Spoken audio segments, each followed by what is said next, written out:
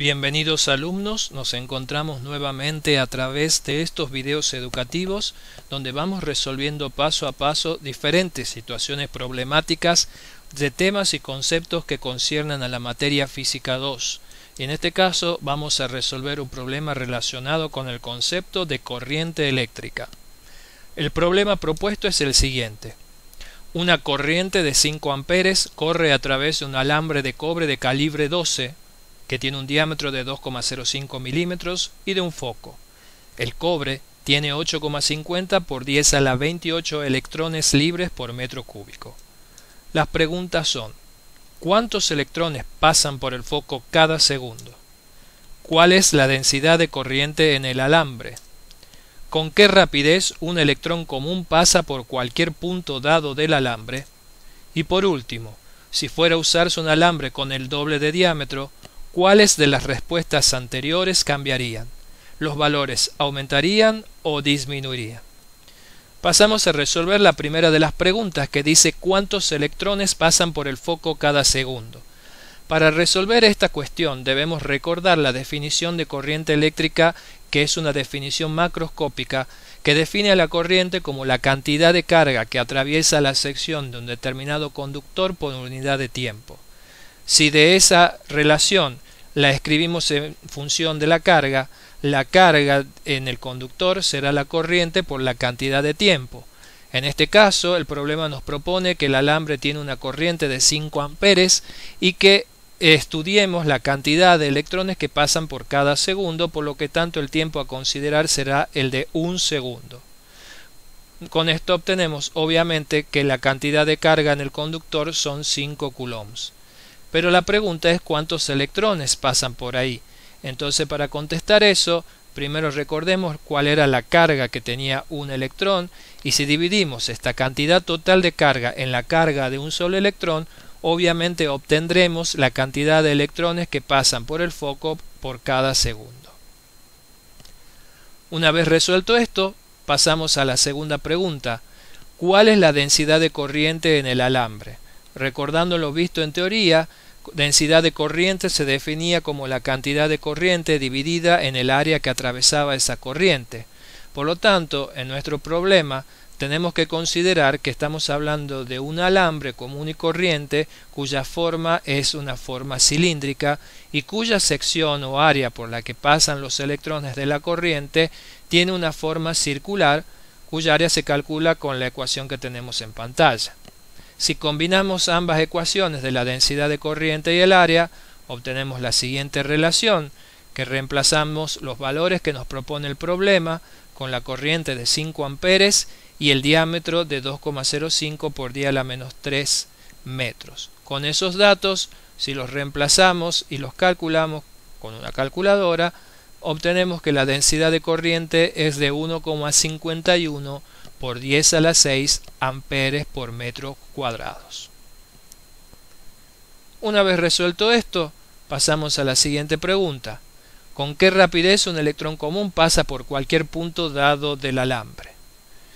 Recordemos la definición de densidad de corriente en función de la velocidad de los electrones, que se denomina velocidad de deriva.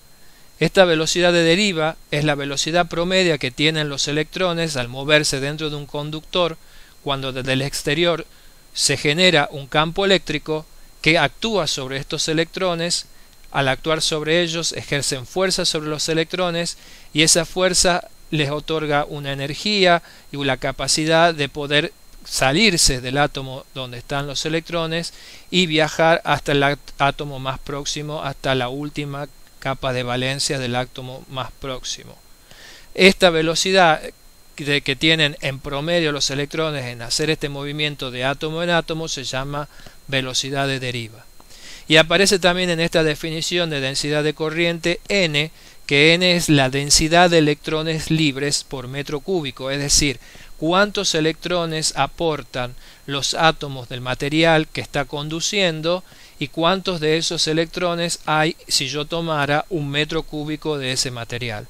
Obviamente este número n va a cambiar de acuerdo al material que estemos considerando.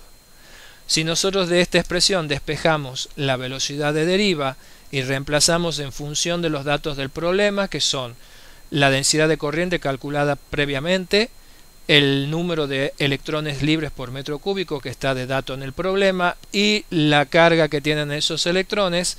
Haciendo los cálculos correspondientes encontramos que este electrón tiene una velocidad de deriva del orden de 0,1 milímetros por segundo. La pregunta sería, ¿esta es una velocidad alta o una velocidad baja? Es una velocidad muy baja. Si ustedes hicieran el cálculo en base a esta velocidad de qué distancia recorrería un electrón si tuviera esta velocidad de deriva en una hora, encontrarían que recorre aproximadamente 40 centímetros nada más en una hora.